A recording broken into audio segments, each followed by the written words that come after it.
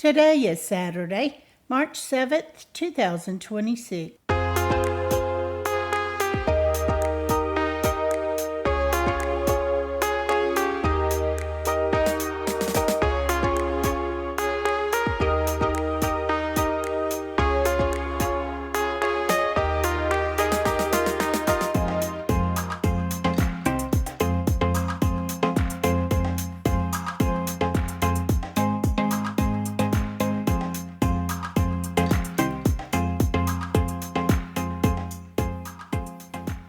Welcome to the Survivor Fans Podcast. I'm Joanne. And I'm Stacy. And this is the listener feedback show for Survivor 50, Week 2. It's going really well. Season 50 is going better, at least from our perspective, right?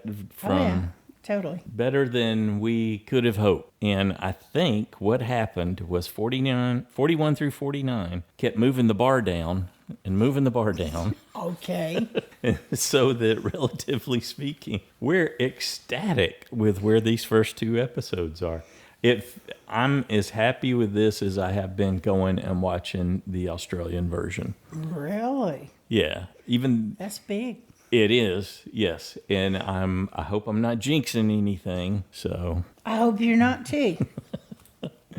Well, I thought of a little business that we need to take care of. You were telling me when you were looking on the Facebook group that people were reporting they were having trouble with the Apple Podcast app, the recap not showing up there. Which was strange because it was fine. I check that when you publish it, I go in and we have a QA process. Yes. And it was fine. Well, what we can say is that we go in and check. We publish to a few different places. The primary place is on Libsyn, our hosting provider. And so if you go to getsfp.com, which is an alias for their URL to get to our podcast, you can find the latest one there. And there's actually a web-based player, so you could just click and listen there if you were anxious to hear something in particular. And all the links are there too. Yeah, down in the show notes, we include links to the other places that we publish to, which is YouTube, and that's usually where it shows up first after the Libsyn, after our hosting website. It tends to show up on our YouTube, so you can go there and subscribe and listen. Spotify. Right, Spotify's where it shows up second most of the time. Yep, and then iTunes last. We've been publishing to iTunes from the very beginning too. But so I know for sure it was out by 2 a.m. Well, here's the thing with that. Apple is, and this is through the 20 plus years of experience of doing this, they're incredibly inconsistent with when they process the updates. It is very variable, and they have a worldwide infrastructure, and we can go in and check it where we check it, which is using the web page. That's what the link is out of the show notes. The web page to where our show lives in Apple, and we can verify that it's there, but that doesn't mean that it's made it all the way through the Apple Podcast app infrastructure. But I know Sandy's in the Atlanta area, and she said she had it by 2 a.m. Mm-hmm. Yeah. So there are alternatives if you're not getting it where you normally get it, but usually it shows up there. Every once in a while we'll have a difficulty. Even the hosting provider has difficulties pushing updates over to Apple. You would think they would have it down better than anyone else as long as they've been doing it, but that's never been the case and continues to not be the case. Well, and if you're on the Facebook page, my thought was all you got to do is go up to the link up above, just click on it, because you're posting underneath where I said here's our right. Just click on it and you'll go to you do the a post website. There on the Facebook Survivor Fans Podcast Fans group page, and you say here's the latest episode, at which we'll do after we publish this listener feedback one. Anyway, I wanted to mention that in case it ends up helping some folks. So at some point, it's usually there. And then if we get really jammed up and are having some technical difficulties, we'll come in and send a post. Every once in a while, we've even... I know. I have to bust David's chops. You should know that, David. Okay. All right. Is there anything else we need to mention business-wise? Because we got, 26 super fans chomping at the bit to get in here and talk about episode 2 and season 50 as a whole. So anything else? No. Okay. I don't.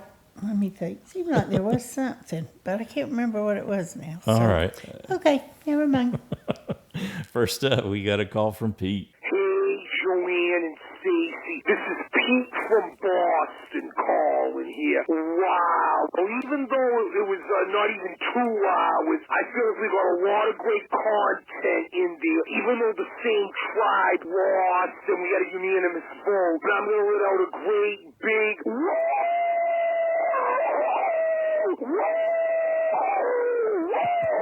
wow, it was a very good episode, guys. Like I said, a lot of camp life, a lot of strategy, a lot of content in terms of the social dynamics and who is where. And again, we had some very good challenges. I love the first one with the water. And it was good to see that orange team, that Sari and Ozzy on win a challenge, even though it was only a reward, it was a top. And of course they lose the immunity there. Once again, because of lack of communication. And I was somewhat surprised Hubicki well, it wasn't just Hubicki, that he couldn't lead them to victory there, along with Ozzy. Of course, Sari, there's always a struggle physically, but I thought Hubicki was the key there with Ozzy and Sari doing that. It wasn't meant to be. Savannah, no back-to-back winners once again. That stays true in history. Her threat status caught up with her. No one believed and wanted to work with her. I thought maybe her and Joe would work together with Emily and Christy maybe. Who knows? Because I really thought, based on the edit, Joe was going to get blindsided. And maybe somehow Ozzy was going to get voted out with the idol in his pocket once again, like what happened in Micronesia. But man, a unanimous vote for Savannah. But I give Sari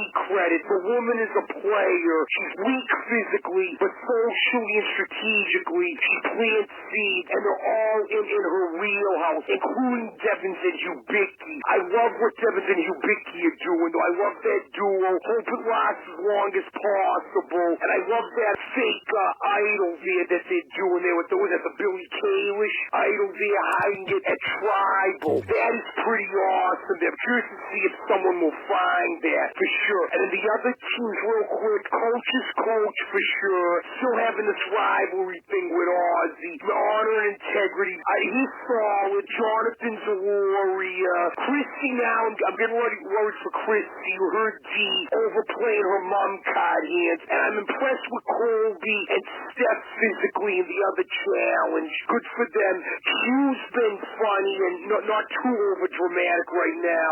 Little worried for Aubrey. I don't like her edit. I know Christian gave her the Kalish idol, but I don't like what was shown with her, or Angelina for that matter, and Rizzo. So I think they got to step up their game for sure. It was a solid episode, guys, even though the same team lost and Savannah was unanimously voted out. Now look what we got, guys, because the fans voted for this, and I voted for this too as a fan. The tribe swap. You know things are going to change, and anyone who thought they were in a good spot, it's going to be anything but next week. Looking forward to it, guys. Now to check out Savannah's interviews. Take care. Woo. Whoa, thanks, Pete. If you're looking on the roster, you'll see that the Billie Eilish Boomerang Idol shows up, but it's BEB Idol. Mm-hmm. So if anybody wants to know what that is on there. And it shows who received it and who sent it. So thanks, very Paul. Cool. Yeah, got the history there. Right. Stuff. Savannah said that she knew she was going to win 49. She just felt that way, but she did not have that feeling coming into 50. whole different ball game for sure. There's a couple other folks along the way here that are going to talk about some things she said, so we'll get into more of that as we go through the feedback. Thanks, Pete. Next up, we got a call from Christiana. Hi, Joanne and Stacy. This is Christiana from Massachusetts calling in with my feedback for this week's episode. Starting from the top, of course, Christian's bathroom issues were funny, but what I actually found more funny was Coach. And as I said last week, I'm not a Coach person. I don't find his shtick entertaining. I find it frustrating that he's so much of a hypocrite, but I think that that's sort of the point, right? And so for him to then get up on the mat and be like, I want to leave this game with a shred of dignity before completely debasing himself and having to defend himself publicly or feeling the need to do that, and then Ozzy clapping back at him was so entertaining. And then him getting cramps in the water and needing to be boated back to shore, which I get it. They are dehydrated. Like, that is very real, I am sure. And he is an older gentleman, but it's just funny. It's funny to watch. It's good TV. So I hope that they keep that up for as long as he is on the show, because I don't really see him as like a super legitimate power player. I see him as a clown. I know other people disagree. And I think that's what makes him interesting, right? And speaking of honor and integrity, Joe is actually not bothering me this season right now, but I do find it interesting that his reputation of having been so annoying about honor and integrity and honesty in his first season is now playing out on the show. I find it very meta, and even that Camilla was, I played a season of honor and integrity and it sucked. Like, yeah, it did. You're correct. So that's how I feel. I find it extremely annoying and boring. And so I, like the other players, are also annoyed by it. Moving to the vote out, I thought Savannah handled it really well. I thought she had a nice swan song at Tribal Council, and her post vote out confessional of it's an honor just to be nominated energy was correct. Because I think if she acted like, oh, I'm one of the greats up here playing this game. No, you're not. You did win. Cool. Congrats. But you're here by the grace of Jeff Probst, right? And so I think she had the right level of humility, and I appreciated that about her. Finally, I am just curious, well, two things. Number one, real quick, just about Suri. Suri is so masterful at this game. Ozzy is right. It's crazy that her name didn't even come up once after being the primary target for the first episode, and that she is able to talk people into what she wants, but through their own logic. It's really incredible to watch, and I hope that we keep seeing it for weeks and weeks to come. Finally, I'm curious. I don't know if I'm reading too much into this, but I feel like because this is the 50th season and these are seasoned players, the editing is letting us break the fourth wall a little bit, and we're seeing things that we maybe normally would not see. For example, like when Aubrey face planted in the water, they cut to people like kind of laughing, which I feel like that's a choice. They wouldn't have done that. And that's clearly they're editing her in a certain way, unfortunately for her. So that's part of it. But I feel like that wouldn't be part of the storyline. And I feel like even in the challenges, we're seeing them make different moves or do different things. Like in the first episode, some people had like left the mat too soon and had to go back. And normally we don't see that. And it's not that these players are sloppy. They know what they're doing. So that I just have to assume it's typically edited out. Curious if you've noticed that at all. Anyway, I got to wrap it up. Have a great week, everybody. Bye. Yeah, they're definitely breaking the fourth wall. You got Mike White, most egregious, I guess, there, or just a standout, where he just turned and smiled at the camera when Coach was talking about how much pain he was in. I thought I could see that Mike could be directing himself in his head, going, what would I have somebody do here? Right. Cut to me. Smile. Yes. Devious little grin.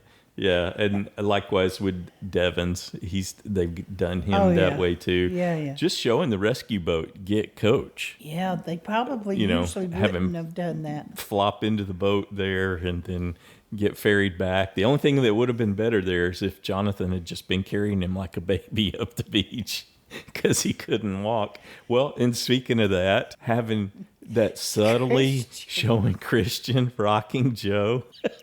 And Joe even had like a pouty face on, like he was an unhappy baby. He looked like a little kid. Yeah.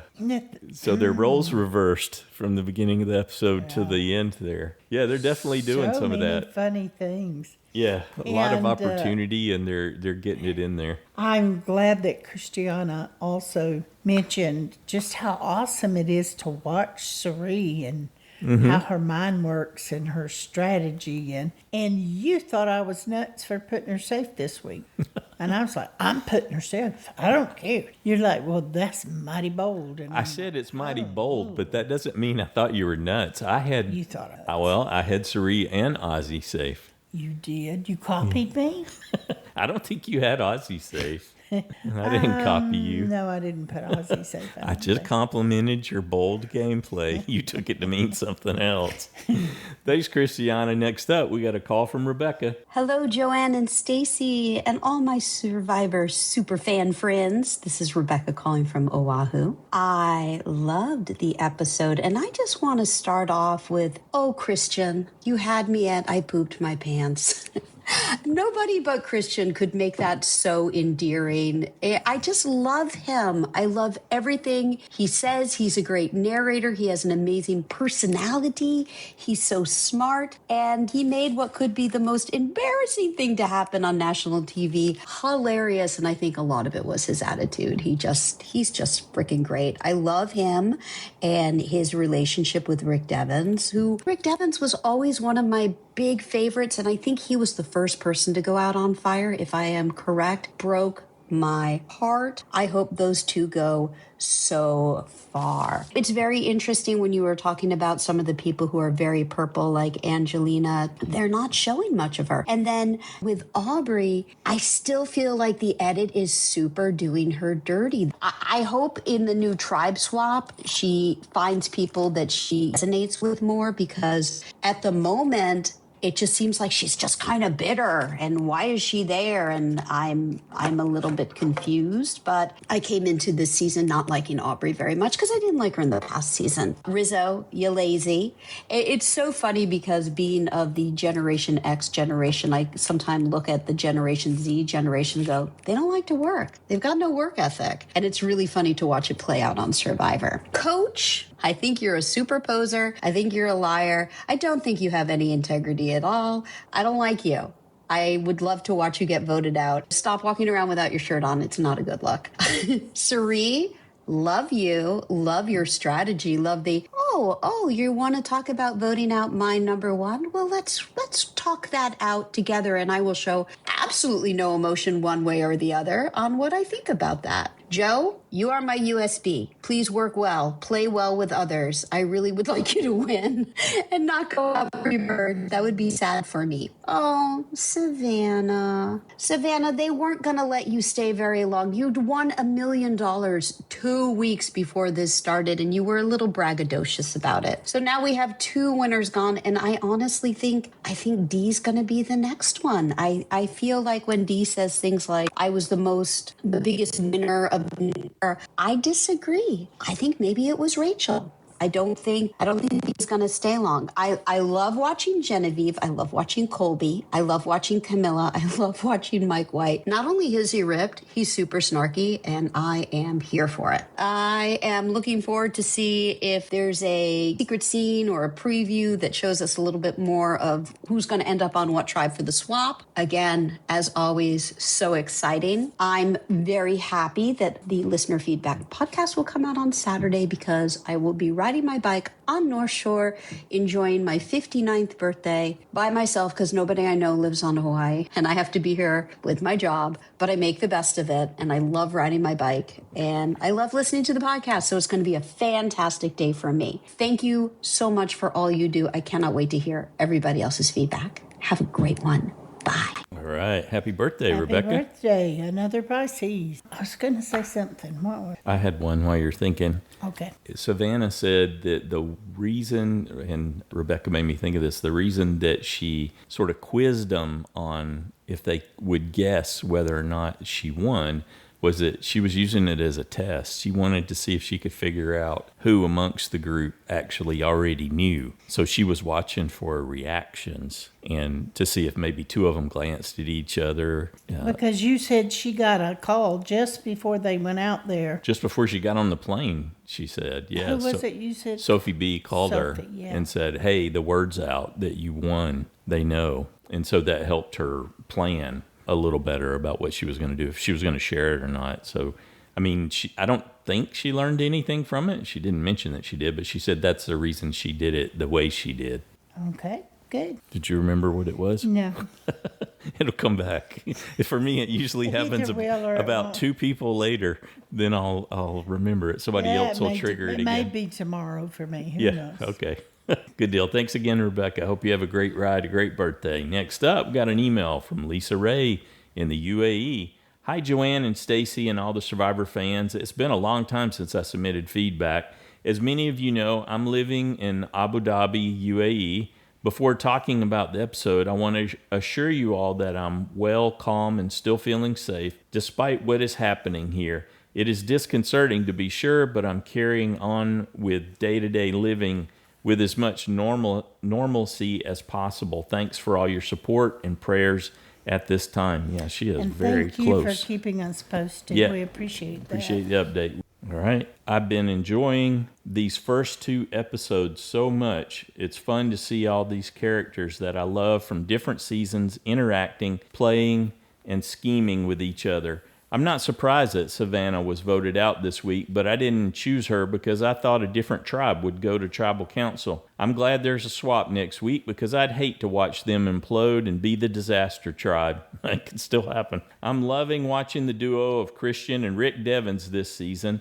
The Spock and Captain Kirk comparison makes me smile. I'm really curious how the hidden clue at Tribal Council will play out in the following week. This episode also highlighted how good and dangerous of a player that Sari is. She is so strong socially, and she's also an effective strategist. She absolutely saved Ozzy this week. Genevieve has also impressed me. She's doing so well socially, even though her number 1 Kyle has gone.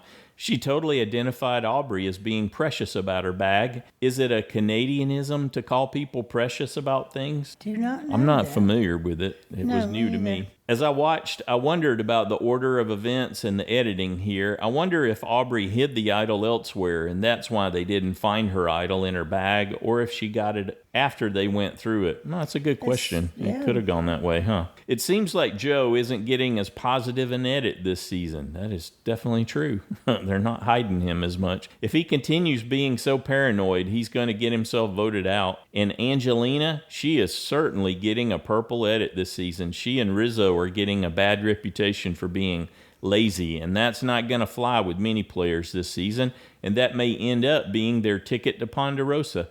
I'm looking forward to seeing what Camilla will do this season as well. It seems like she has a strong alliance, and this bodes well for her game. Yeah, except it's all about the shuffle.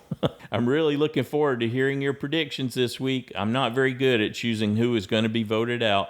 Today, my money is on Chrissy, as she seems to be annoying everyone on her tribe, and will probably have the same effect on the other players. Those are my few cents worth of thoughts for this week. Thank you, Survivor fans, for all your varied opinions, and thank you, Joanne and Stacy, for all you do. Thank you, Lisa Rae. Great to have you back on the show. Next up, we got a call from Rashmi. Hello, Joanne and Stacy and all my Survivor friends. I missed out sending any feedback for the last couple of episodes, as I had a very dear friend of mine visiting me from the US, and so I was busy, but I was still keeping up to date, and I listened to all the feedback and the Jabik show. I have been watching the last 2 episodes, and I am enjoying Survivor 50 so much. It is so much fun. I had reservations before it started that maybe I'm not going to like everybody and they'll be a bit annoying. But the only people I found annoying was Savannah, who's gone. Thank God for that.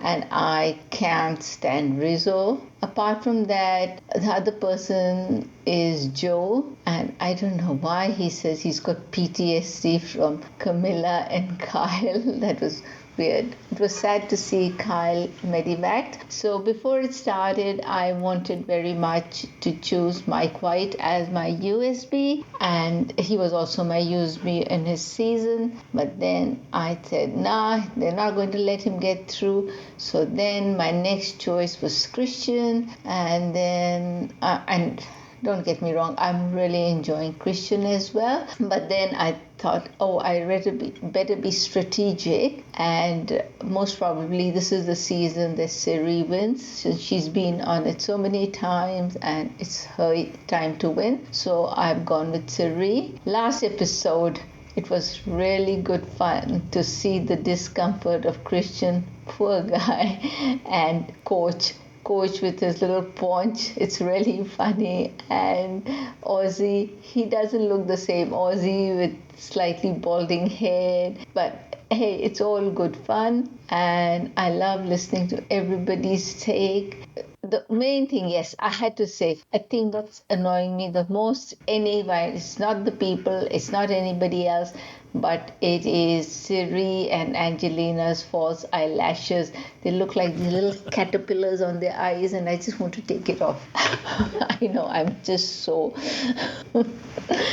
Okay. On that note, I think yes. The next person who will go out will most probably be Q or Rizzo. So I'm just tossing up between the two of them who will go next, and I'm just going to say Rick Devens and Christian hiding that idol at Tribal Council was so much fun. As I said, it's been a lot of fun. Have fun, guys. Survivor 50. Cheers. Cheers. Thanks, Rashmi. Wow. I just thought, that made me think, Rashmi, that if Christian and Rick get on separate tribes and they're both in trouble, it's like, who's going to get to use it? Yeah. I don't know if Christian actually knows where it is. I'm sure Rick told him, but I don't think he got to see where he placed it necessarily. Yeah, but if he got up there and looked, I mean, it could be seen by anyone, actually. Yes. Yeah. Anybody paying attention could, the way they showed it to us, it appeared that someone might spot it. But usually that's not what's on people's mind when they're coming in there on the way in. Yeah. The easiest place to see it. But, if...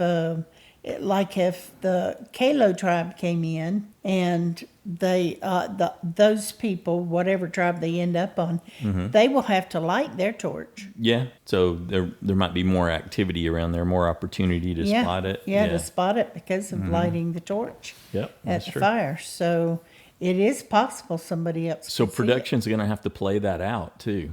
Because they're going to read it like it's the real thing. There's a fake one in there. Yeah. They're going to have to send the fake one to someone. Well, right? Yeah, I guess so. That's going to be something. Thanks, Rashmi. Next up, we got a call from Ryan. Hello, Survivor fans and Joanna and Stacy. This is Ryan from Central Iowa. Oh my goodness, another great episode. Other seasons seem to start slow, and I think that's because the survivors are new, trying to find their footing. But again, here we have past players, and so they just come out running, playing right away. Top moments for me: highs and lows of Christian. Last week, he's starting a fire with his glasses, talking about how he can't wait for his son to see this in a few years, how proud he's going to be of me. Then he is having issues with his bowels. For me, he's killing it this season. I have so much enjoyed his storyline. Moment number 2, Coach and Ozzy. I feel like I like it. It is nice to see in this clash between tribes. How crazy is it going to be when they get placed on the same tribe in a swap? Can they make amends and play together, or will they be gunning for each other on the same tribe? It seems like potential bad play of Coach to throw Ozzy under the bus, kind of right there with everyone there, but I'm okay with it because it just makes it better TV. Maybe that's the reason. Number 3, Rizzo, you are so soft. I'm glad that it worked last season for you to play a soft game and to play a game where you didn't do anything around camp and you let everybody else carry you, but you're not really reading the room in this season. You're especially not reading this room on your tribe. Maybe you're hoping to make it to a tribe swap and get with other soft players where they don't do anything. I don't know, but you are struggling in the challenges. We knew that. Struggling to find your footing in camp. He needs to be more involved and just to make sure that they don't want to get rid of you so quickly.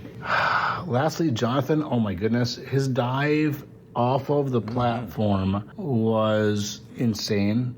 His dive coming out of the water to go to the platform with the 2 rings. He's like, puts the rings behind his back as he dives in. It just was insane. It was crazy. So cool. I was talking to my dad after the episode, and he said he thought he heard Jeff say that was a 10 in referring to his dive into the water. I didn't catch it, but that's hilarious and funny. What a great episode. Christian, fantastic. Dr. Poopy Pants, I hope you keep going. He's rocking Joe as he's talking in strategy, kind of just being his therapist and rocking him back and forth in the camp as they're trying to discuss what's next. I loved it. I loved that moment. Continue to love Dr. Poopy Pants and Devin's alliance and their plans. Hiding the idol at Tribal Council, brilliant. Dr. Poopy Pants being the distraction and falling down, wow. Great start to the season. Go Dr. Poopy Pants and Devin's, 9 out of 10. Have a great rest of your week, and I look forward to hearing what the rest of the survivors have to say. Excellent. Thanks, Ryan. It was actually, Jeff said, and it was for Ozzy. He said 10 out of 10 on Ozzy's navigation of the course. But he was definitely in awe of Jonathan's dives, too. Yeah, I had forgotten how funny Rick was. Yeah. Yeah, It's been a long time since we saw him. Yeah. I remembered we absolutely loved him in his last season. Yeah. But for some reason, I didn't. He was think very polarizing. There's a lot of love-hate going towards the Devons that season. Yeah. Yeah. But I thought, oh, now I remember. I remember now. Yeah. And so. He's definitely working at being clever. Oh, yeah. And you can tell, just like Christian. He likes the camera time. Sure. And he knows how to manage it, That's too. right. Yeah. He does. And I really, really loved that as soon as Christian shared the idol information with him, bam, let's do this. Well, it's because he was planning. He was pre-planning, hoping that some opportunity would present itself. And For because him he to was plan a prepared. fake idol. Yeah, because he was prepared. Because he has experience doing that. Yep, he probably already had all the beads or whatever he Been made working it on out of. something, He'd been yeah. working on it. Yep, it'll be interesting to find out the details of that. Thanks, Ryan. Next up, we got a call from Sandy. All right. Hi, guys. This is Sandy from pollen-infested Atlanta. It's not yellow yet, but it's coming. I have a couple things to say. It is here. Okay, first of all, what was wrong with Aubrey? I do not remember her being the way she's being. Kind of weird. But then later, there's nothing an idol won't cure. How funny. I remember Coach and his, quote, integrity, unquote. Well, age has not humbled this man, but funny, snorkeling did, but it won't stick. But I enjoyed him walking from the boat back to camp. I think that I'm going to replay that every time I need a good laugh. And I love Mike Wright. Please don't separate Coach and Mike Wright. I enjoyed the whole Mission Impossible segment of going through Aubrey's bag. Of course, I didn't find anything, but what a team effort. Then Savannah. I can't stop looking at that sweater. Where did she get it cleaned in the 2 weeks between the seasons? Because I've heard how everything smells. I mean, what magic dry cleaner did she find? Who knows? Anyway, I also love me some Devons. I don't understand the whole putting the fake idol at tribal council thing. I think he's just making fun. He doesn't have anything else to do. But he should be on every season. I just think he should be on every season. Now, did Christian look drunk before he actually fell on an idol? It looked that way, though, didn't it? Okay, then there's Q. Q, can you tell me that you do not have children without telling me you do not have children? And then Chrissy, can you tell me that you have children without actually telling me you have had children? Come on, people. I have really been impressed with three people, Colby, Christian, and Emily, because I feel like they really made an effort to change to suit the game, and I really am enjoying watching them. It's just been a great season so far. I just love it so far, so good. I really kind of like the Boomerang Idol. Wasn't that wild? I just don't understand the whole dropping of the idol or the fake idol at Tribal. I mean, are they thinking they're going to go back? Somebody explain that to me. Okay, guys, have a wonderful week. I'll talk to you later. Bye. Well, they didn't really get into how it was going to play out. Well, speaking of his Boomerang idol, though, if he ends up on a tribe with Aubrey, is he going to try to eliminate her so it comes back to him to play up and very interesting and go, yeah. Let's be friends. Let's play together, and so that she's comfortable, and then bam. Well, he's got to read the room and figure out where the threats are to decide if he's an ally or a. I just meant if he's got an opportunity, what's he going to do? Because that was his thought. Well, we'll get them out, and then it'll come back to me. Right. Can I mark someone? Or yeah. What if that interchange with Emily is him fake reacting to finding out because Emily found out that Aubrey has an idol? Well, and same thing they're not with on Genevieve. She They're gave not it on the to same Ozzy, tribe though, from what they showed in Next Time. Well, I can't remember. Yeah, But interesting to think about. Nonetheless. Genevieve could do the same thing with Ozzy if they end up together. So Yes, it's the like, potential's there. ooh, Yeah, that gives them a power I don't like. Yeah. We've been getting dusted with the pine tree pollen for a couple of weeks now. I don't know if it's at its peak yet, but definitely happening down here in South Georgia, Sandy. And stuff is starting to bloom. Yep. Uh-oh. That Bradford pear just exploded, it looks like overnight. Yes, literally. Yeah. It was not like that. We're sitting where we're looking out the back window. And it's, wow. It really did. It was just starting to bloom a little bit yesterday, and today it's full blown. Oh, joy. Okay.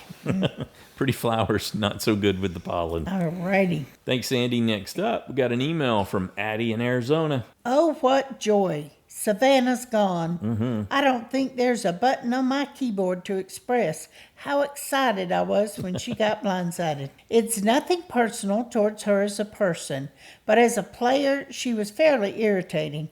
And I guess I'm just sort of tired of seeing her play. Ditto. I was also very pleased to see some good gameplay. You have to give credit to Sarie for her awareness of tribe dynamics. Anyhow, this week's episode was pretty good. I think I'd rate it a 9.9 out of 10. Wow.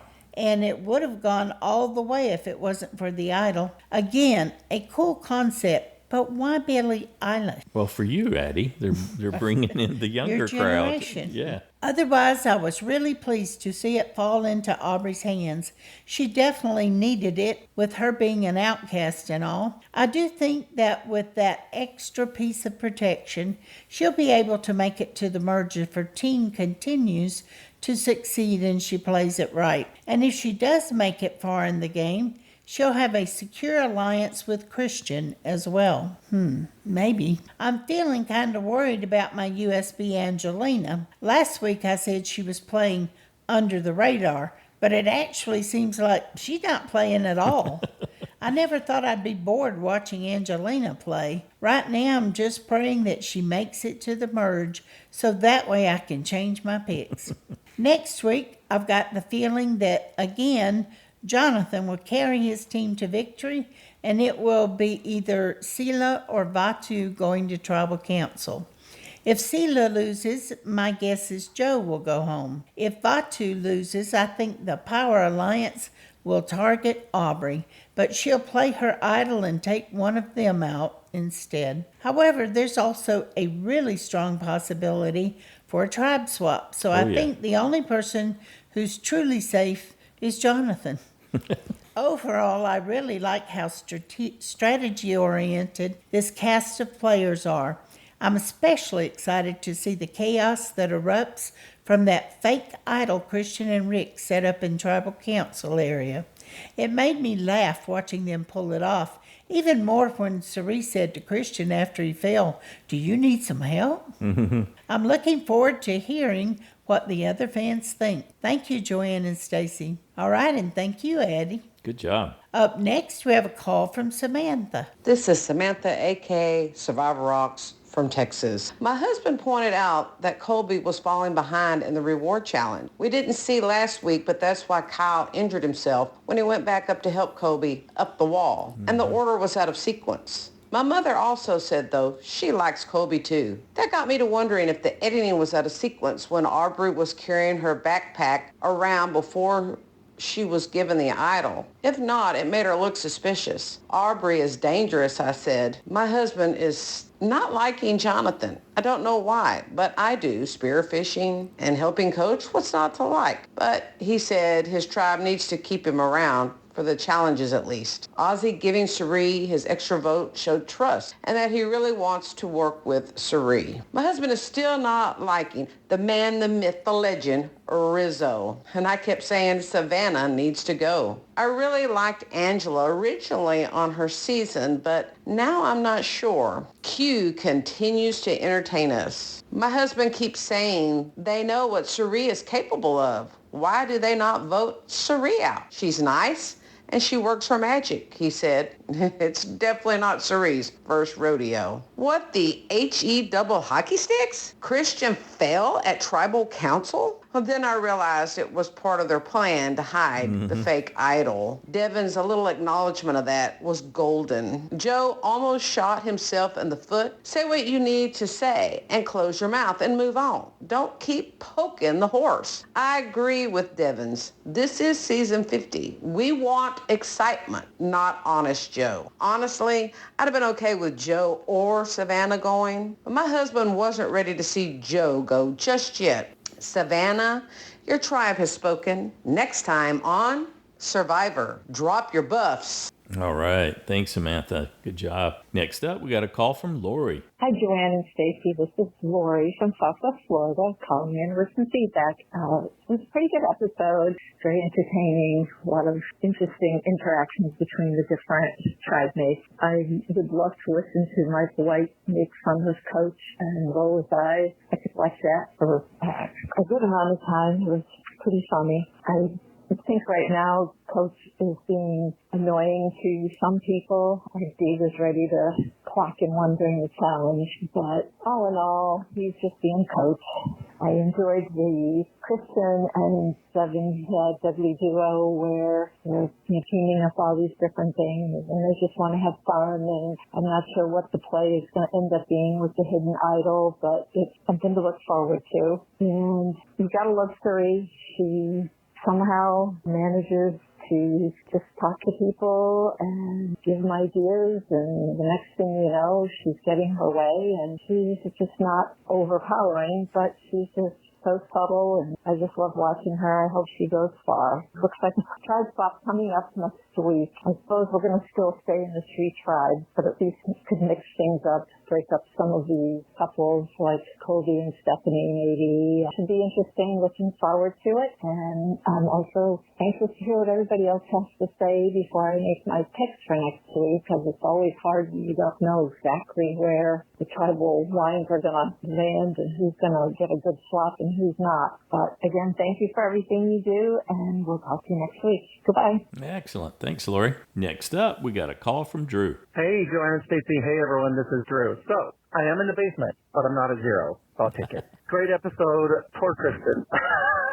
I was afraid he spasmed his back or something. I work in mobility, so I just immediately go to that when someone starts moving strange. But I'm also a dad, and I've potty trained enough kids to, like Joe said, recognize the launch. So, I do theater sometimes, and I've recently discovered a lot of these theater friends do watch Survivor, and so we have made this chat group, and so we kind of have to be careful in it, like not look at it until you've seen the episode because they're talking about stuff, but we're kind of thinking that Christian is a national treasure and he must be protected at all costs. So I'm really liking him, like the part where he he's looking through the hammock, talking to Joe, like talking Joe down.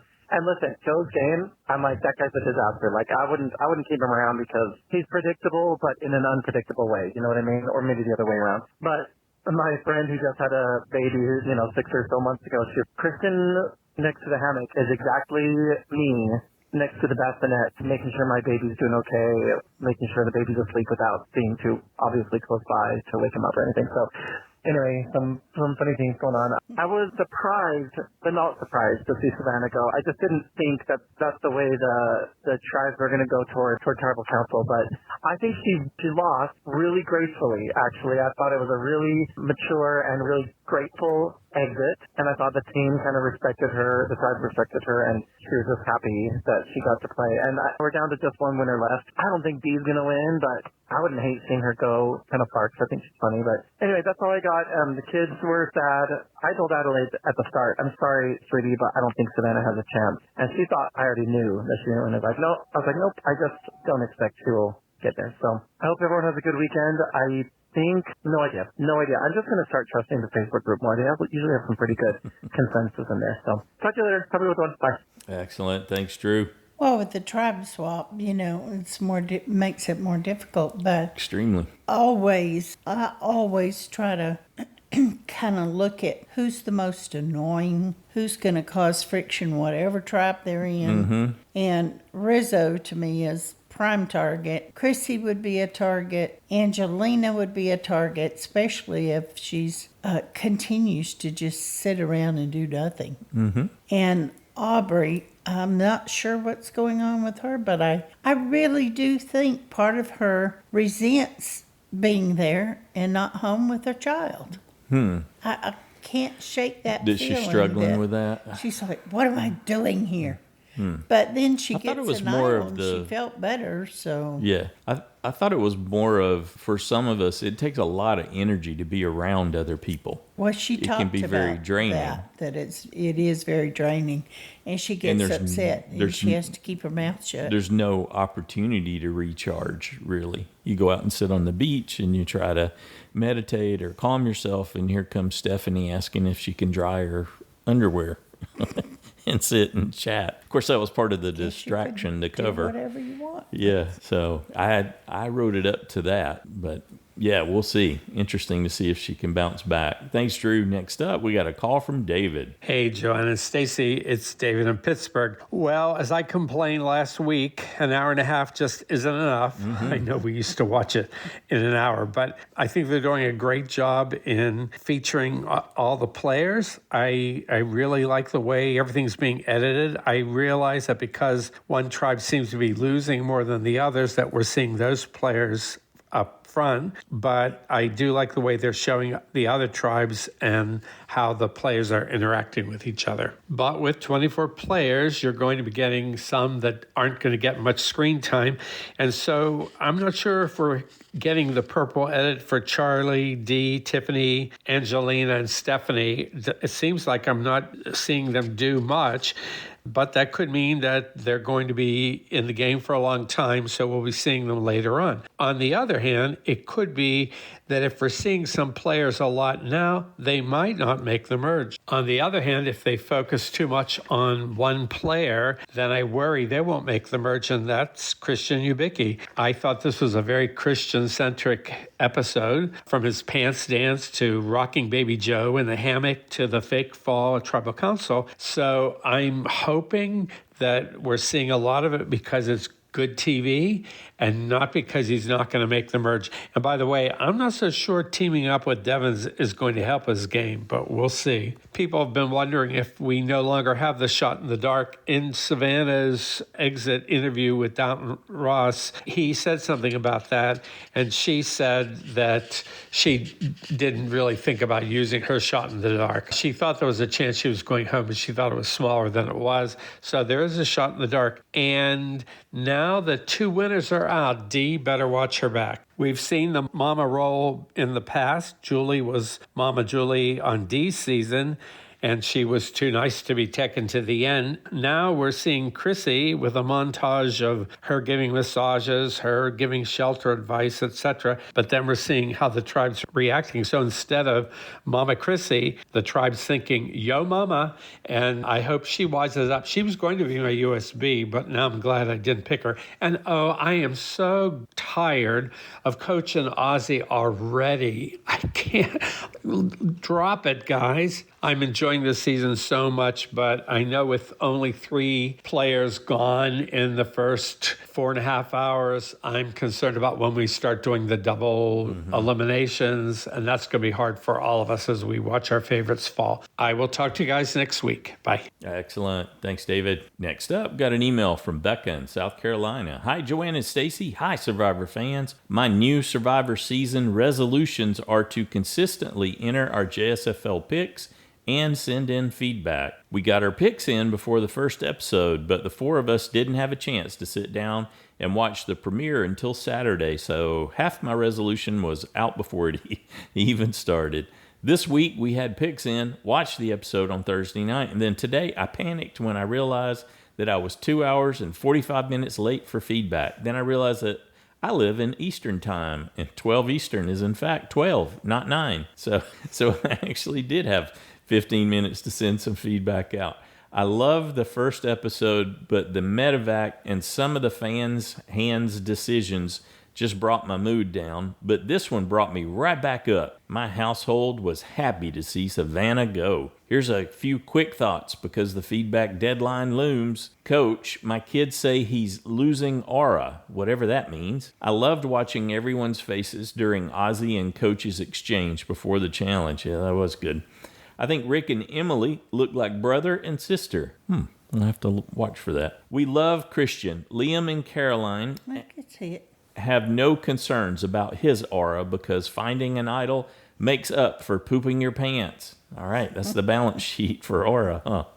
Hope to get this in earlier next week. You did fine. Thanks, Becca. Next up, we got a call from Parker. Hey, it's Parker from Indiana, and another fantastic episode. I mean, traditionally, episode 2s are a little less exciting than the premieres, and I think that holds true to this episode as well, but it's just so much fun. I think production really has to realize how good returning players can be, and maybe it's something you should do a little bit more often. Now, don't go crazy about it. Like the 20s, it got a little excessive. Yes. And obviously when it's bad, it's bad. All Stars, the original, was kind of dark, kind of depressing. Game Changers, obviously. But when they're good, all right? Come on. But it was so much fun. Christian and Devin's absolutely running the episode narratively and just having a blast out there. That's what I love to see. I love to see Survivor players having fun and also just playing with the best players ever. It's great. It's fantastic. Sari is doing amazing. Again, she is avoiding getting voted out, which is crazy considering the target she has on her back. You get Colby is good at challenges, guys. Now, he may not have been the best swimmer in the reward challenge, but that's reward. It doesn't matter. He is the reason their tribe won immunity. And I don't want to hear, oh, well, they caught up on the little maze. No, they didn't. They had a head start because Colby got them from dead last after Rizzo and Genevieve absolutely screwed up the beginning and then put them in the lead. All right? I don't want to hear that Colby's bad at challenges. Okay? We're done with that era. All right? And then to comparatively with, Coach who beat Colby in Heroes vs. Villains. Yeah, all right. Now he's getting cramps in the ocean. Okay, Grandpa. What are we doing? This was a terrible episode for Coach. And it's not lost on me. That Coach scene was narrated by Jonathan. Jonathan, famously not a narrator. And I feel like he's telling us that he's going to play different. He might actually be. He might actually have a shot here, which is why they're focusing in on him so much for the storytelling, which is so super shocking to me. I think it's super funny. Like, Chrissy's getting dogged, Angelina's getting dogged, Rizzo's getting dogged. All the people I don't like are, this person kind of sucks. Hey, you're right. But most importantly, we get Savannah getting absolutely bamboozled. Now, I thought that Joe was toast for a second there. But then the votes start coming, and no way. There's no way. And it was glorious. It's just so satisfying when somebody who claims that they're the coolest thing since sliced bread and the best Survivor player ever plays with actual good Survivor players and just gets absolutely smoked. It's just chef's kiss. Fantastic for me. I know there's some criticism. It's like a loud minority of people who criticize this season already because we've had 2 women voted out back to back. And then Christian and Devins are getting a bunch of screen time. And these are the same people that complained in David vs. Goliath and Edge of Extinction when they got a lot of screen time. Just tell me you hate fun. That's all you got to do. Just admit that to yourself. You hate fun. That's okay, all right? I mean, it's not okay. It's kind of depressing, but just enjoy the season. Have a good time. We don't got to complain about Christian and Devins. They're like 2 of the nicest people ever, okay? I don't care what Jenna says. I don't care what Savannah says. All right? Anyway, I'm having a great time. That's all I got. I will see you all next time. Glad to hear you're enjoying it so much, Parker. Next up, we got a call from Shahin. Hi, John, Stacey, and Dolls 5 fans. Hope everyone is well and safe. I thought this was a really solid episode once again. I really liked the 2 challenges. Really enjoyed the tribe time. The tribe time has been amazing. It's really made this season for me so far. They're all former players. I think that really helps with the interactions because they all know what they want, and most of them all seen each other to an extent, and they've probably played with each other, like many of them have. So we're really seeing some good play here. And look, I've enjoyed the tribe time immensely from Sela, for example. I think Carlo has been a little bit light on the tribe time. Fatu a little bit. I think Sela, because Sela's been like put up as this quote-unquote disaster tribe now. But again, I think now what they're doing with the tribe swaps, they're going to avoid that whole moniker of a disaster tribe happening. And with the sheer number of players too, you can do that. And I think we talked about it next week 1 and the week after 2 to go. So it's going to get a bit hectic. But look, with Fatu and the early interactions, one that I did enjoy, because I think when I went into this season, I didn't want to see winners, and there were probably 1 or 2 other players that I didn't want to see again. One of them was Aubrey. And look, Aubrey had a really good first 2 seasons in Kalrong and Game Changers. I really enjoyed her, but Edge of Extinction as a season was a poor one for me, and her performance in Edge of Extinction, I just did not enjoy that version of her, and I didn't think that she would want to come back into this game again. And I'm again not enjoying this version of her. And okay, you can receive a boomerang idol and that can change things for you momentarily, but I just don't think she's long for this game. I don't think she had probably the best attitude coming into this game. I don't know if it's something that I don't want to say it's like a mum on vacay, because to be honest, it feels like there are a few of them. I think Chrissy's turning into a mum on vacay. I think Angelina's maybe been a secret mum on vacay this whole time, pre-babies and post-babies. But look, props to the other women. For example, Stephanie, I've really enjoyed a game. Genevieve, I'm really enjoying a game. Dee for a winner. Look, I don't want winners, but Dee, Tiffany, Camilla, they're really kicking ass. I mean, the rest are Savannah. Look, she tried her best. And I think Savannah, again, I didn't want winners. I didn't want Savannah in this game. But look, she's been doing well. Sari, the master of deception. I mean, props to Sari. She's come in every single time in this game and being able to show, like, her chops are just up, like, prime rib. If we're talking about the cut of meat here, like the way that she's been able to deflect and mask, and it's not just for herself, but it's for Aussie too. I've really enjoyed her game so far. I've also enjoyed someone like Q, Mike, Jonathan. Look, everyone's playing a good game, but yeah, let's see what happens next week when they drop those buffs. Thanks for all you do. Cheers, bye. Yeah, it's really going to pivot on that. Can you adapt? This is the big test coming for sure. And how well can you adapt? Mm-hmm. Yeah. But some of that's just going to be luck. Absolutely. Who gets on the tribe with you? How many of your tribe mates do you take with you, or more specifically, of your alliance? That's the kind of the big deception too, because it's got to be somewhere between 70 and 90% of Survivor is luck. Is it going to break your way? Is it not? That's why you get people claiming to be so great at the game. That's always a revisionist history where you're reframing it based on the outcome, because there are plenty of times when things don't work out and they could have worked a different way for someone else. Yeah, and could have made their game great, but it didn't, because it didn't go their way. Just didn't roll their way. So good stuff. Thanks, Shahin. Next up, we got a call from Brandon. Hey there, Joanne and Stacy. Brandon from Indiana here with my feedback for Survivor Season 50, Episode 2. Another fun week. Had a good time watching. Really enjoyed it. Think that the season so far is off to a great start. Very curious how it will continue on. But I think the thing that I walk away from this episode the most thinking about is JSFL, which is embarrassing. Well, not really embarrassing. I've never been good at it. But it was just really frustrating this past week because I had Savannah in my mind. I was like, I think it's Savannah. And then I just switched it. And I switched it to where my heart was. I switched it to where my heart was. I switched it to Stephanie. And obviously that's nowhere near happening. So that's great. Yeah, that was a little frustrating. But overall, a fun episode. Like I said, I really enjoyed. Even the challenges were kind of fun, even though they were a little bit more simple. It was an enjoyable time. Getting to see the coach and Ozzy thing continue is wild to me. That is a fun storyline that's just been going through everything. I really, really love everything they're doing with Christian, and I'm going to be so heartbroken if he is voted out of this before Final Tribal Council, but I could see why he would be. I feel like anyone has to see him.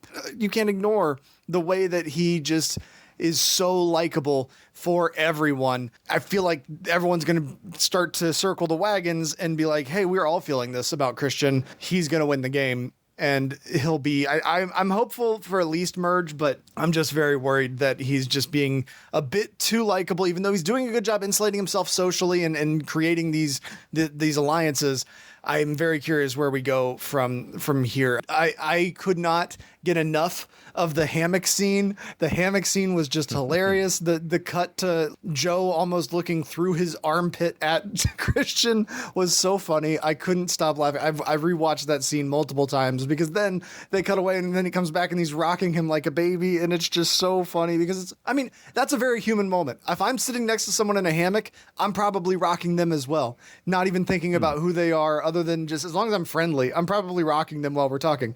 And so I found that very funny, but also very humanizing for both of the characters involved in Joe and in Christian. So as far as next out, I don't know. With the big tribe switch, it's hard to determine, but I could see maybe, I don't know, Aubrey just doesn't seem to be doing well with anyone on her tribe. Maybe once she's with the other people in the other tribe, with like a Christian or somebody like that, she can turn it around.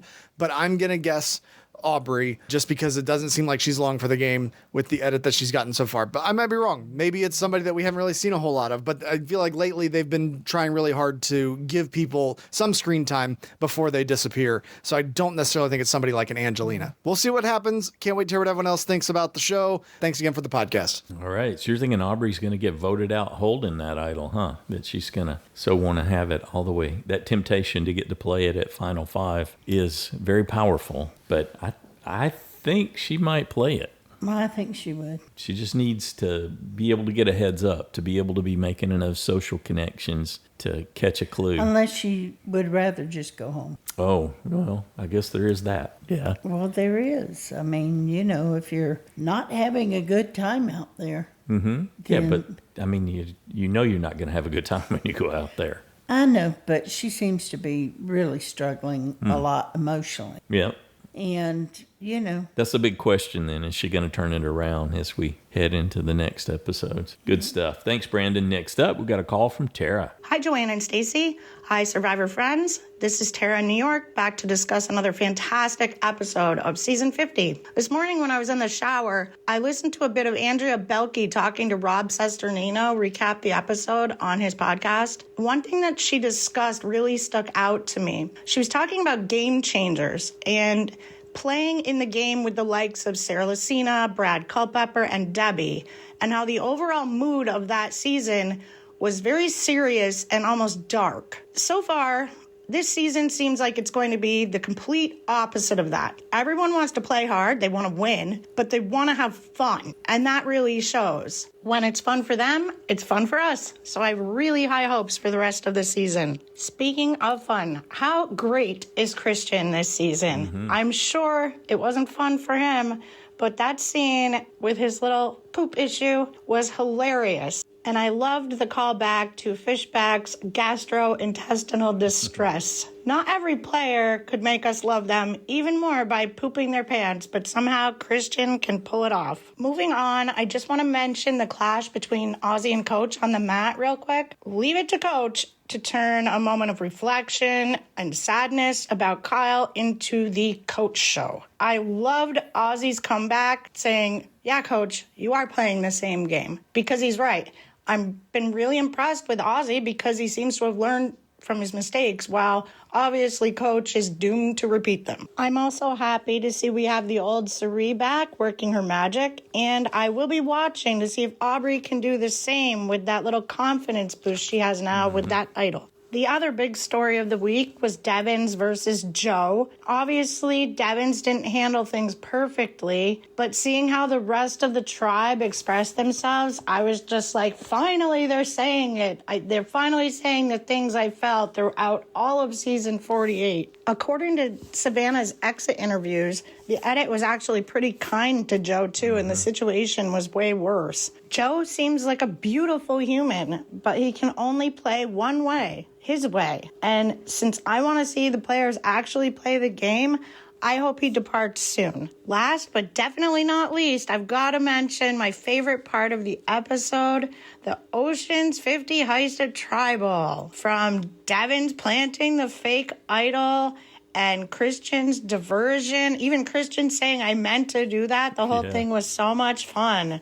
They pulled that off expertly, and it might just come in handy soon with the upcoming tribe swap. Speaking of the tribe swap, Mike Bloom released the new tribes, and I believe Jeremiah posted that on the Facebook group. I am a little bit worried about that new Kahlo group, but I don't want to spoil anything for anybody. I'm worried for a few of my faves next week. Either way, I'm sure I'll enjoy the episode. I can't wait to hear what everybody else has to say, and thanks Joanne and Stacy for all you do as always. Have a great one, everybody. Excellent. Thanks, Tara. Yeah, not only Savannah said that Joe got really heated and they didn't even come close to showing how tense that moment was with Devins, but Star from season 48 said, oh yeah, she didn't say exactly what it was. She said she didn't want to throw shade essentially too much on him, but this was a problem in 48, and there was a temper essentially was my takeaway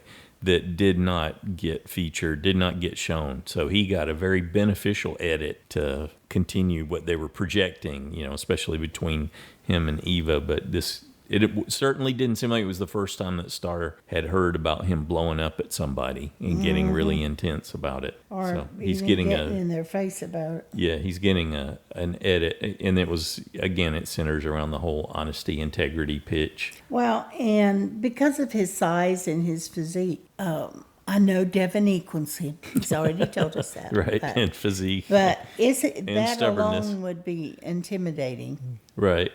For someone to come at you with that physique and seeing true anger.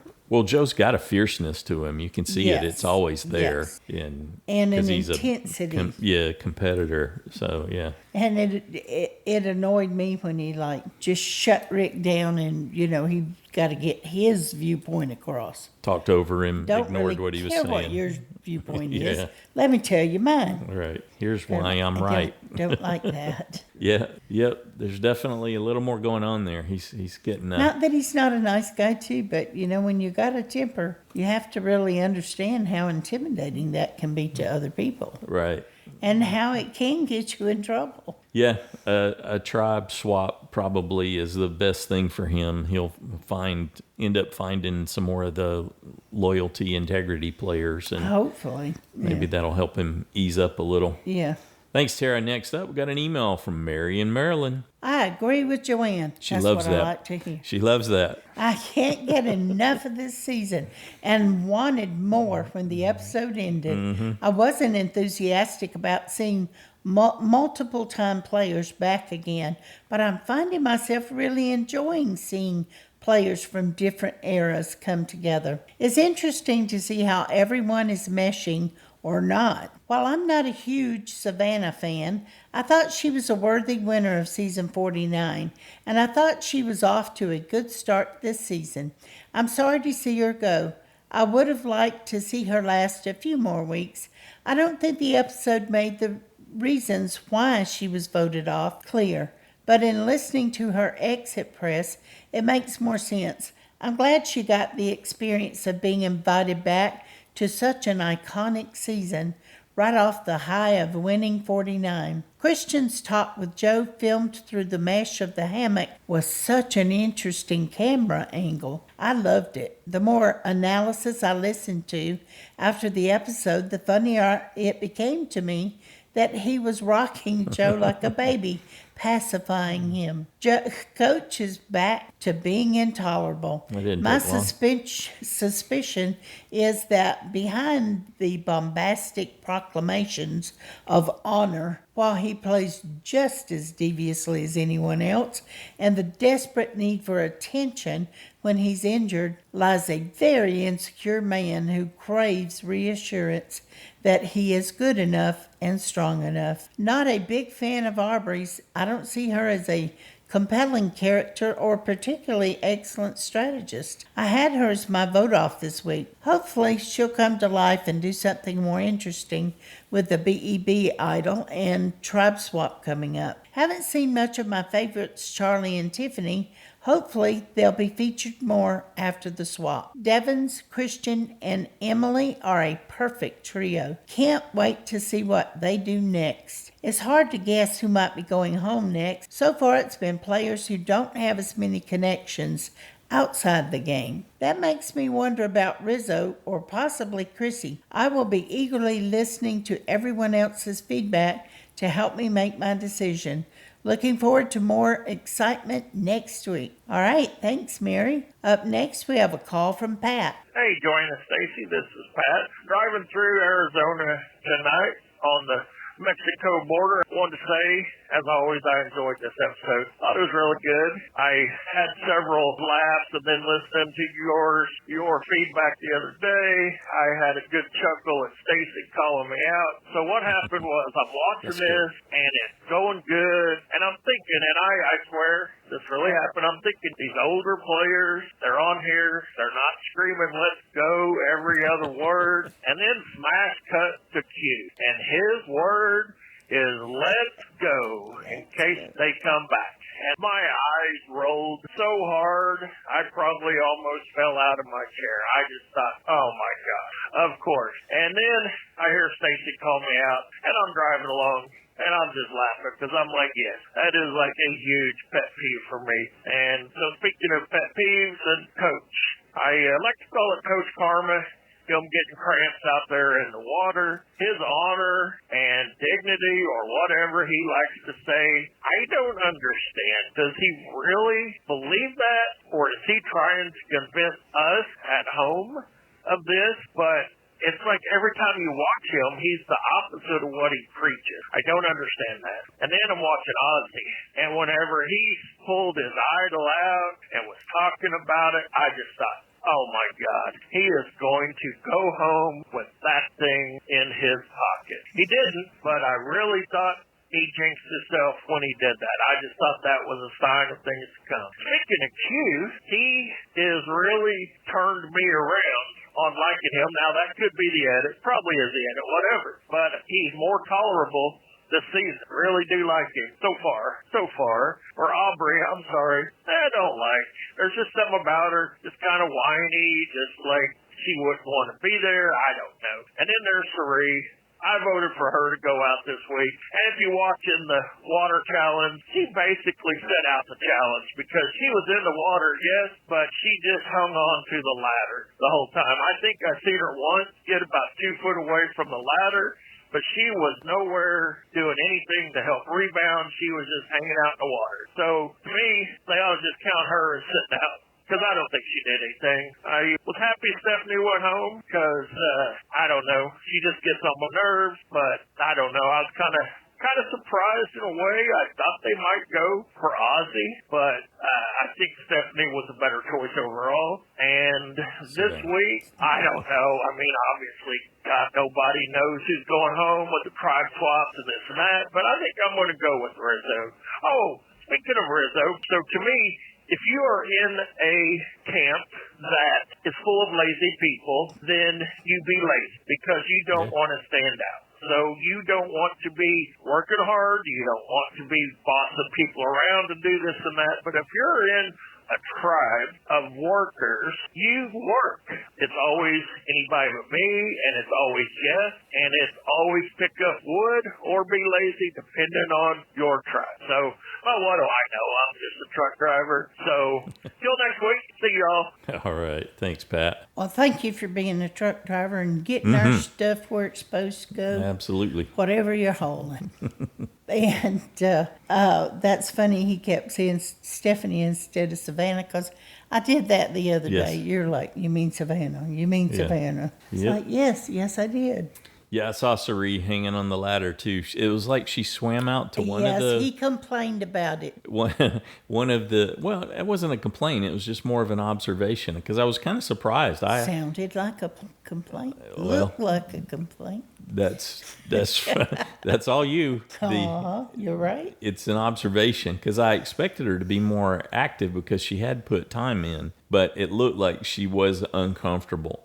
She swam out, touched one of the platforms that they threw the rings to, and then swam back and held the ladder. Yeah, I don't from think what we she got was to see in comfortable the, that she can't really tread water long, and that can be very difficult if you're not used to it. I was concerned before seeing the challenge that she was going to have another balance beam moment, and they worked around it. And this was the best sort of scenario for her. And I think that, it's possible that Christian could have thrown her the rings and she could just hand it up to Devin. I don't know that did happen.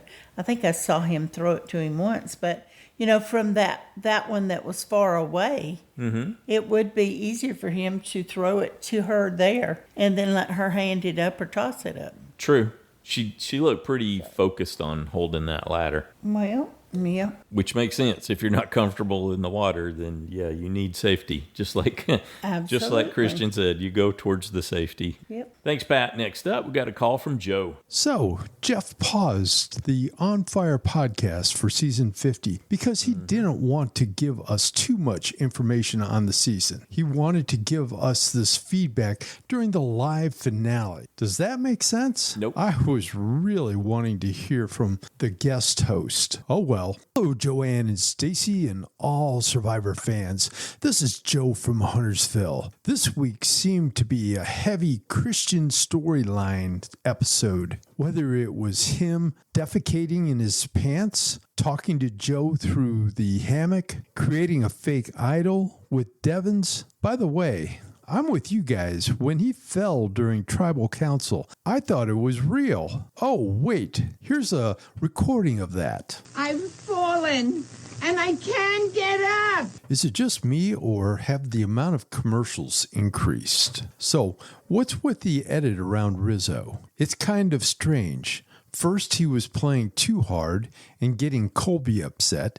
Then, Colby was accepting of him. Now, Rizzo seemed to be getting Q upset due to the lack of work ethic. Where are they going with that? I think they are leading us somewhere. But where? You notice that the episodes flow so much cleaner than last season? I hope they can, that last crew. They are building plots, subplots, but not giving anything away. A lot more character development and character interactions and repercussions. I liked Joe coming into the season, but now I wouldn't be upset to see him go. I hated Siri even being part of season 50.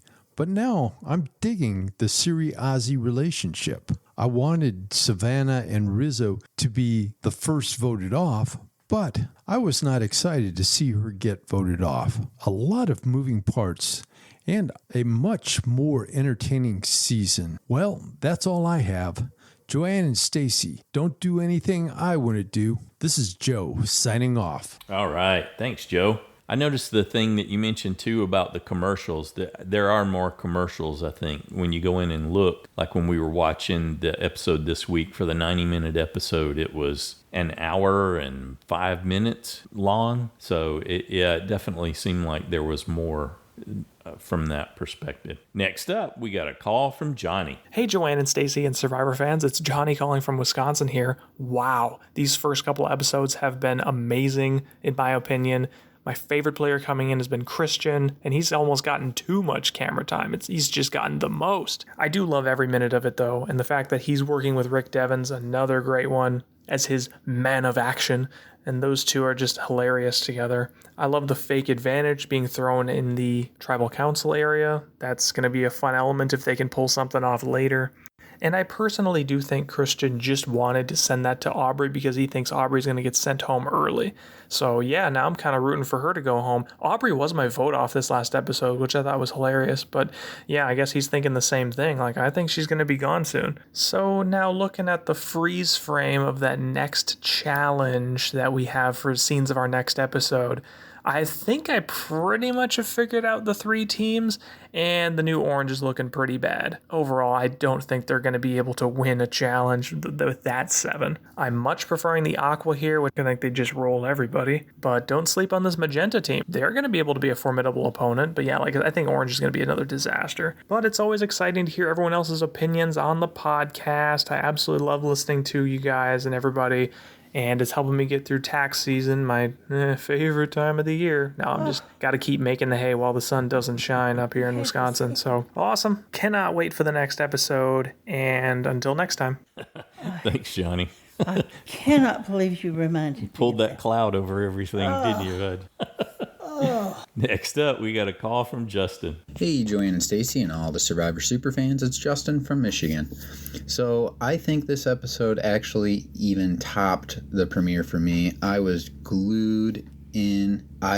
I mean, I really could have watched this for 4 hours. It just flew by. It was awesome. Had some old school feel to it with Colby and Q criticizing Rizzo and Angelina for not pulling their weight around camp. I had Coach somewhat faking a life-threatening injury. Maybe he was farther out than what it showed, or I still think Jonathan could have probably just carried him all the way back to camp if he really had to, but either way, it just had, every scene was just, to me, perfect. I loved it. I loved Christian giving the boomerang idol to Aubrey and kind of turning her attitude and possibly fate around. Rick and Christian plan to plant the note at tribal council, I thought was executed perfectly. I really hope that pays off later in the season. That will be exciting to see how that impacts the game later on. As far as the tribe swap and who I think will be eliminated next, I did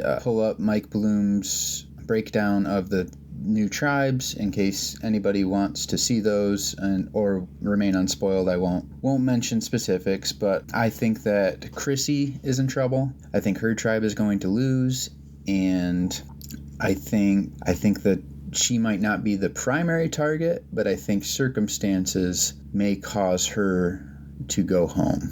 And that's what I'll say without kind of spoiling what the tribe breakdown is, just in case others want to remain surprised. So that's who I'll have, is Chrissy going home. I've already changed it 3 or 4 times. Before I knew the tribe breakdown, I think I had D, just because I thought might as well get rid of the last winner. Yep. But I think looking at her tribe, she's safe. The other tribe would be my other one that I think could go, but I think they have the puzzlers to, if it's a puzzle, to win. So Chrissy is who I got, and I'm looking forward to what everyone else has to say. Awesome. Thanks, Justin. Next up, got an email from Josh, the Plush Moose from Massachusetts. Dear Joanne and Stacy, it was another solid episode. There are a few purple players, but the editors are mostly doing a good job of presenting such a large cast. I'm looking forward to Wednesday and to the eventual payoff of Rick and Christian's fake idol caper. Here are my other observations. Kyle's social game must be something else to make GameBot Genevieve react like that. Yeah, I think that's probably one of my biggest takeaways, was seeing all the responses to Kyle and the contrast between what he was able to do and how Savannah got nowhere. We don't really know where D stands, but the way that he was able to cement himself, yeah. And of course, it's that thing that you look for when you really dread that someone's out, especially with a medevac. Then you know they were playing well. Oh yeah, and with D, because her tribe's never gone to tribal. It's not tested, so you really don't know how they feel until they go to tribal council. I could see Camilla backing a bus up over D. Rizzo dialed it down. Rizzo dialed it down from 11. He's cruising along at a sedate 10.5 now. Q had a moment of clarity after Kyle left. Stopped clock syndrome. Yeah. Couple times a day, he nails it. Christian pooped his pants. Joe almost peed his from laughing. Medical evacuations, Dr. Joe. Unexpected evacuations, Dr. Cedric from season 48. That's right. He is a butt doctor. Our family has a private joke about Kvetch, a fictional social media platform that's only for complaints. Coach posts there regularly. Aubrey's 0-inch vertical leap is a match for my own. It was impressive, but not quite as impressive as that belly flop. Coach made even less sense than usual when he babbled about enemies becoming adversaries. Aubrey says she's stuck with lunatic. She's lucky that the producers didn't bring back certain other players. Genevieve doing bag checks for the TSA would be a natural fit. Too bad she's Canadian. I wasn't surprised that Coach's cramp walk and Christian's poop walk look similar. After all, cramp is One letter away from crap. Yes, it is. Chrissy crossed the line between mothering and smothering. Dee says Coach is old and full of holes. He's also cheesy. Is he a wheel of aged Swiss cheese? Savannah said she's looking for her people. Hopefully she'll find them back in the States. If Rick Devens was a D&D character, his alignment would be chaotic good. I think he nailed it. So what's Joe? Is Joe a paladin? Is he lawful good? I'm sorry, but Joe's gameplay style is Karen. Ah, okay, answered. After the tribe swap, will someone already in the Billie Eilish club find the third boomerang idol? Yeah, that's interesting. It's like Kahlo's not even looking, huh? That can't be the case, but it feels that way in contrast. Joe says he has PTSD, but he's the one making others navigate a minefield. Rizzo's laziness may come back to bite him. He's right that New Age Survivor values chores less, but half of this cast is old school. Parallax wasn't a word I had on my Survivor bingo card. Yeah, that was not helpful, Christian, during the challenge there. Yeah. Next week's tribe swap is the only thing that might save Sela from being the disaster tribe.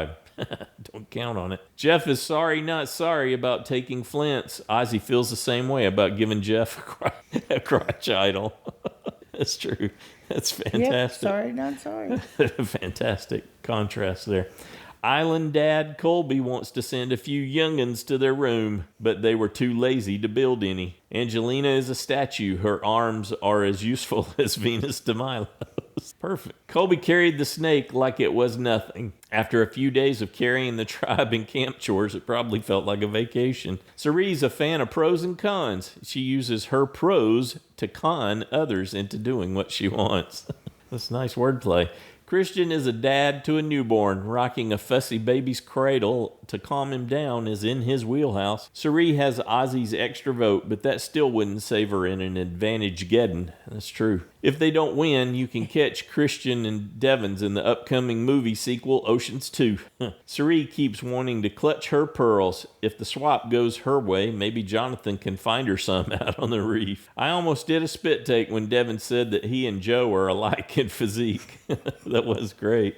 He's so deadpan. And he diffused that moment so well. I think Savannah knew it was her time. Her tribal monologue sounded like an exit speech. Yeah, that's what she said in her interviews. Next time, drop your buffs. Blindfolded players use their heads. Emily makes Christian gasp, and Charlie says, this is insanity. Does Charlie join Aubrey's asylum on the same swap tribe? Anyway, that's it for me for now. Thanks, Joanne and Stacy, for all you do. I can't wait to hear what the other fans have to say. Stay safe, everybody. Thanks, Josh. Good job, buddy. Next up, we got a call from Jeremiah. Yay! Hello, Joanne and Stacy and Survivor friends. It's Jeremiah, and I'm back, baby. Yeah. Yes, back home now, resting after an extremely longer visit than I expected in the hospital. Had a few minor setbacks that did lead to a blood transfusion and having to spend a whole full week in the hospital.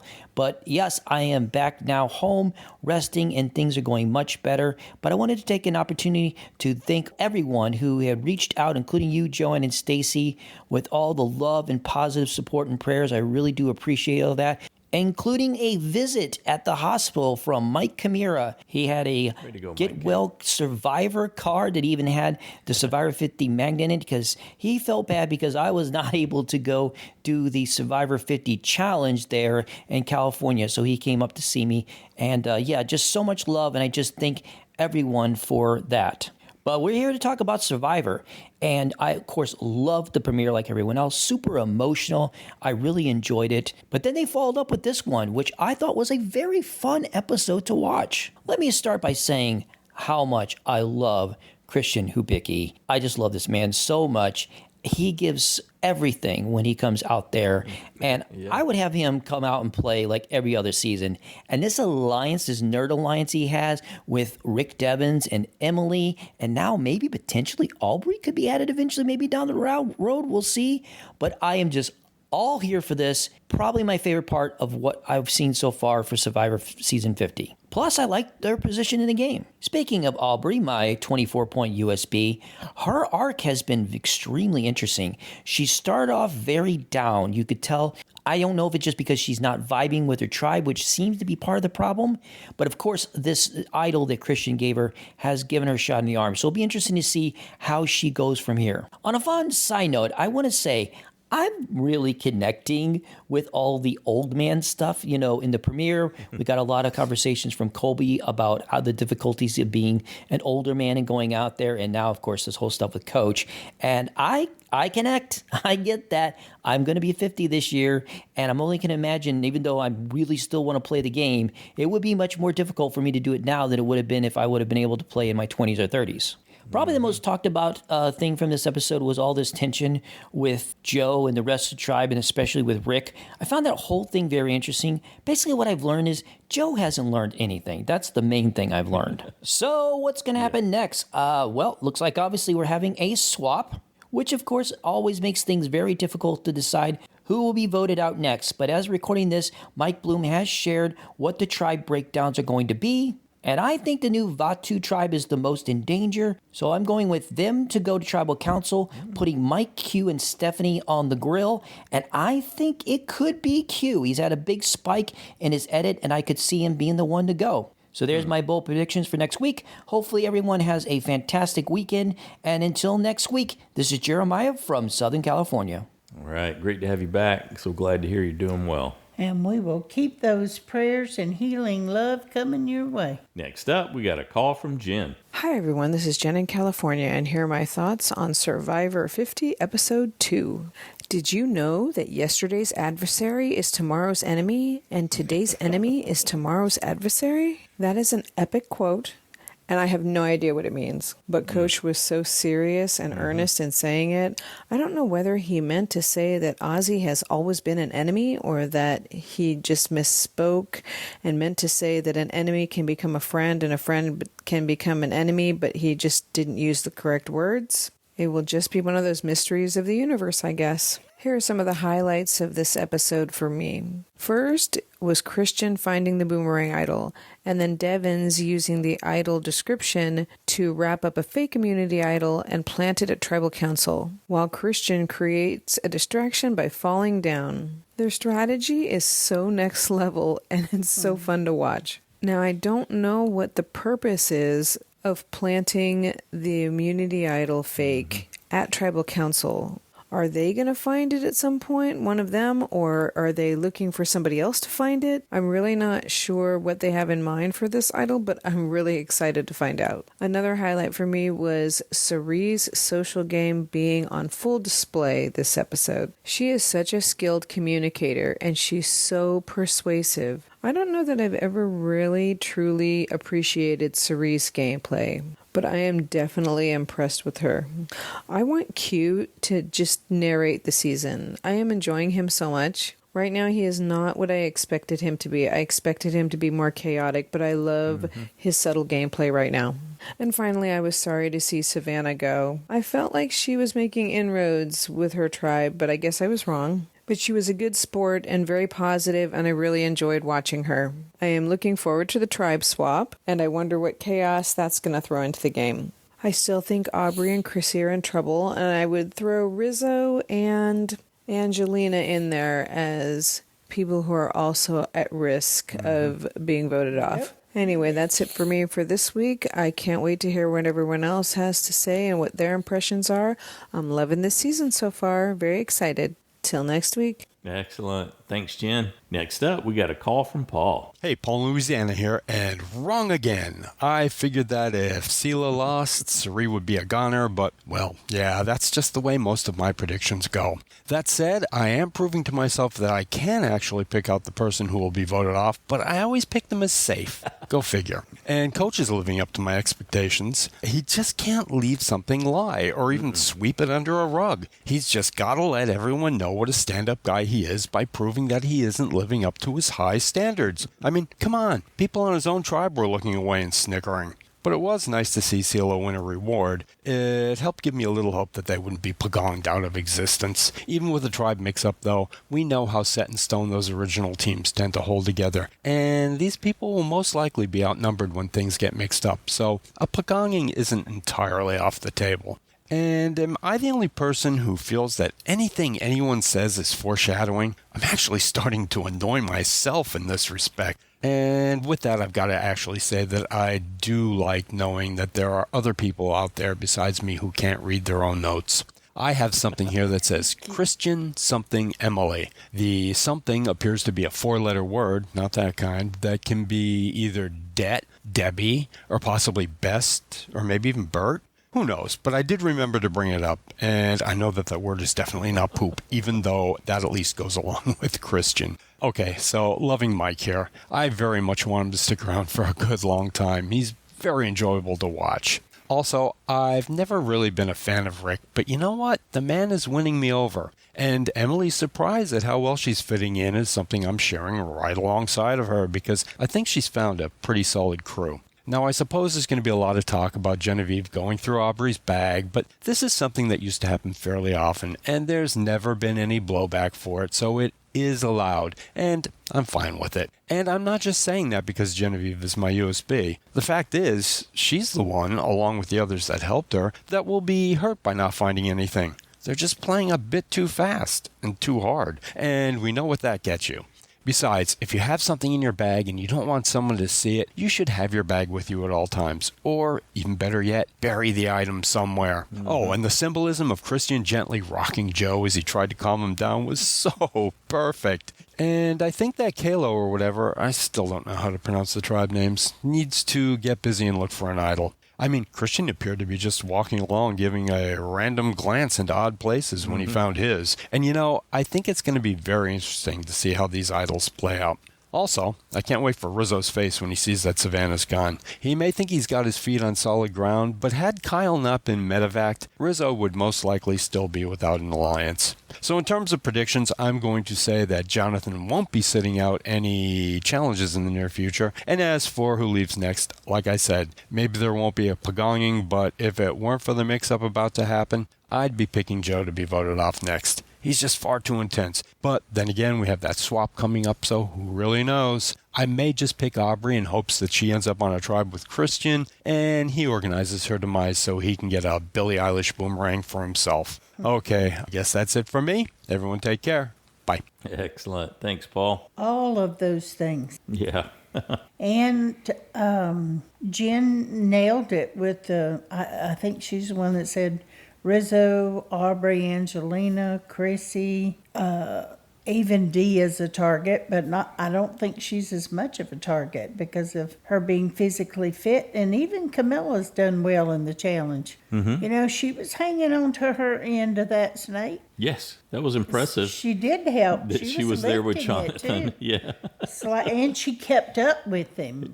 More importantly. Let's be real. Her little legs are way shorter than his. Yeah. And she kept up with him. Yes, and she was there to when he went down at the end and was trying to catch his breath. Now, if that had been Chet and Joel out there, Jonathan would have been dragging her all over the place, and her holding on to the snake just to survive. Sliding along behind it as he carried it through through the course.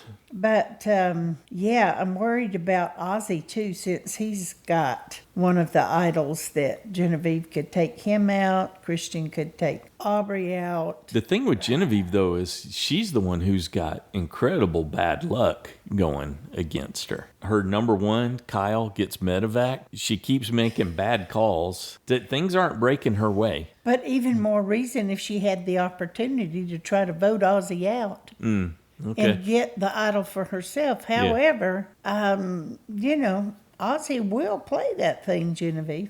Yeah. It's going to be... If he thinks. Gets wind of it, yeah. And if he doesn't have the security of Sari, maybe he'll up his paranoid level. That's the thing. And go ahead. If they get split. Yeah. It's going to be real interesting to see how much information about the Billie Eilish Boomerang Idols gets out. Mm-hmm.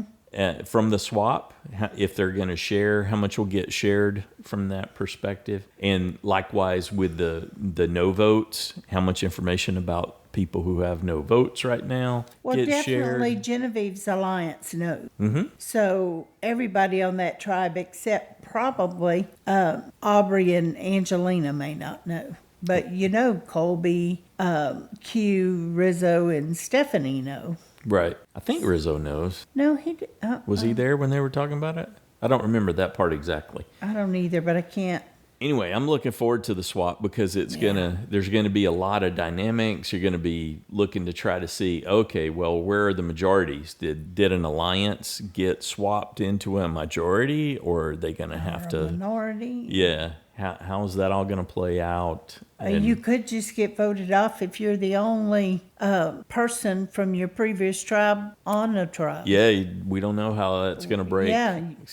So well, we could look, but. Mm-hmm. And we have seen it, but I mean, I just glanced at it and I thought, I don't remember anything much, but I will. Yeah, and that challenge that they showed in Next Time on Survivor, where you've got the callers and then all the blindfolded players, that's going to be interesting because the callers end up I don't know if it's every case for that kind of a challenge, but they often end up solving a puzzle with the blindfolded players moving the pieces per what the caller says. So once they get all the rings or whatever it is they're collecting, they move to the end stage. And so the caller's got to navigate everyone over to the end stage. And then they start working on a puzzle with a couple of the, 2 or 3 of the blindfolded players moving the pieces around as the caller stands up on a box or another little platform to oversee the puzzle solve. So it comes down to,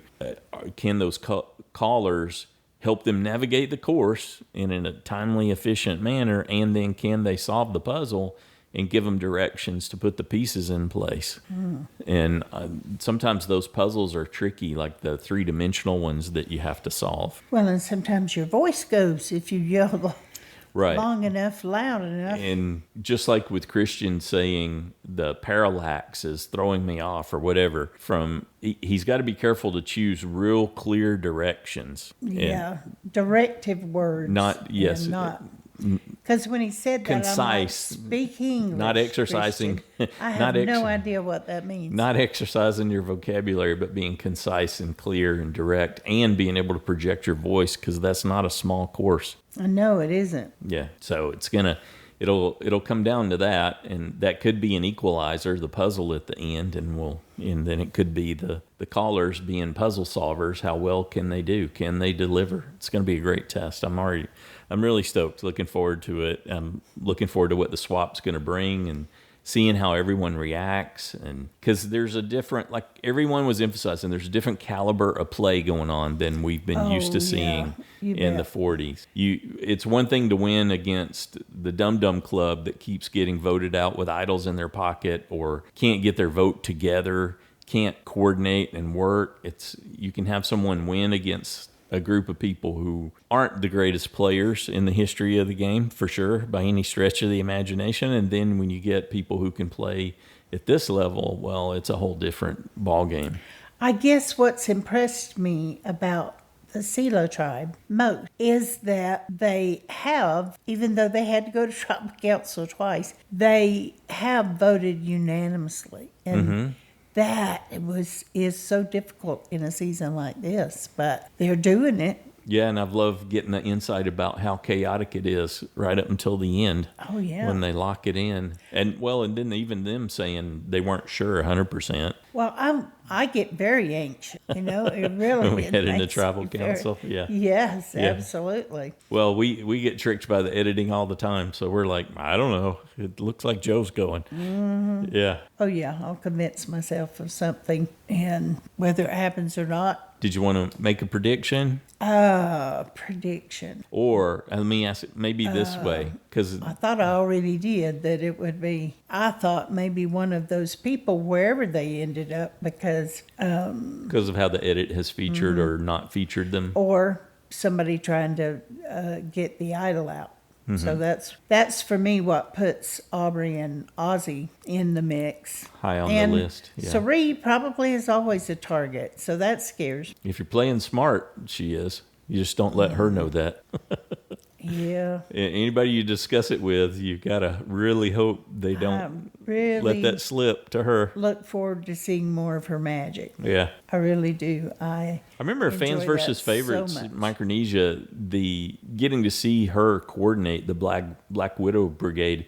Parvati gets a lot of credit for that, but Cherie was masterminding. Yeah. Especially she masterminded the Eric thing and worked all that out. And then some of her follow-on seasons, I didn't see her prowess as much. And of course, with Advantage Geddon, she just got cornered. They wouldn't have even there. tried to get Eric to give his necklace away without Cerie. They were like, "Oh no, who would do that?"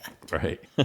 Yeah. So it's Cerie's great. like, well, It's worth great a to try. where I was going with that is it's great to get to see demonstrations of that actives and how she used pros and cons when she was talking with Emily, and Savannah clocked her to her credit. Oh, definitely. Very perceptive. She just didn't have any juice. She had no pull to do anything about it. Oh, I don't think for a second that Savannah couldn't have gotten in an alliance. And if she got in a good alliance, then she's pretty golden because she is a good player. I believe she is because the way she went after Cerie, and she made some very valid points to the others too Yep. that they didn't seem to be thinking about. Unfortunately for her, there were better players here this time. Yeah. Good deal. Well, the hardest thing this season, what is it? The hardest thing this season? I don't know. What? It's waiting for the next episode. Yes, that's definitely the case, isn't it? Well, we can go back and watch the first two again to fill Yeah. some time.